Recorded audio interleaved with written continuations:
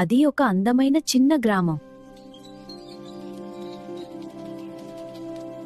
పక్షుల కిలకిల రావాలతో ఆ గ్రామం ఎంతో ప్రశాంతంగా ఉండేది.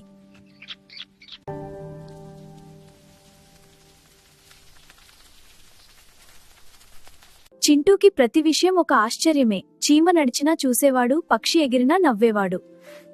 చెట్టు ఆకులు ఎందుకు ఊగుతున్నాయో, మేఘాలు ఎక్కడికి వెళ్తున్నాయో తెలుసుకోవాలని ఎప్పుడూ ఆసక్తిగా చూస్తూ ఉండేవాడు. అందుకే గ్రామంలో అందరూ అతన్ని జిజ్ఞాస చింటూ అని పిలిచేవారు. ఒకరోజు చింటూ గ్రామమంచున ఉన్న మామిడి చెట్టు దగ్గరకు వెళ్లాడు.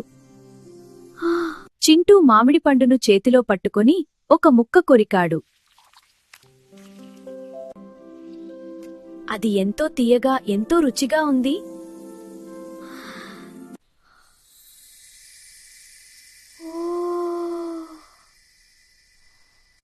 చింటూ, నేను ఈ చెట్టులో ఉండే మాయాజాలాత్మను.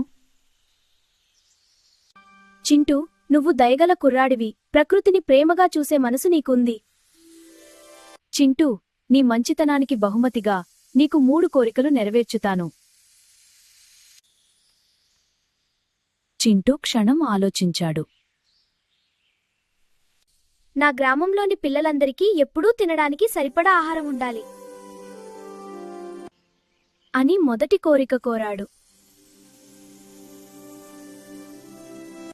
మా గ్రామంలో అందరూ చదువుకునేలా మంచి పుస్తకాలతో ఒక పెద్ద గ్రంథాలయం ఉండాలి. అడవిలోని జంతువులన్నీ సురక్షితంగా, సంతోషంగా ఉండాలి. చింటూ కోరికలను విని ఆ చెట్టు ప్రేమగా ఊగింది.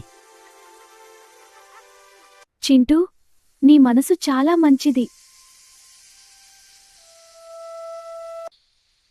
ఇలాంటి దయగల పిల్లలే ఈ లోకాన్ని అందంగా మారుస్తారు.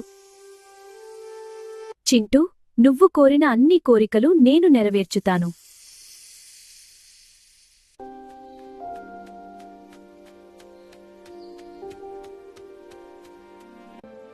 ఆ రోజునుంచి ఆ గ్రామంలో సంతోషం ఇంకా పెరిగింది. మంచి మనసుతో చేసిన కోరికలే నిజమైన మాయాజాలం. నా కథ మీకు నచ్చితే లైక్ చేయండి, మీ స్నేహితులతో షేర్ చేయండి. మరిన్ని కథల కోసం మళ్ళీ కలుద్దాం.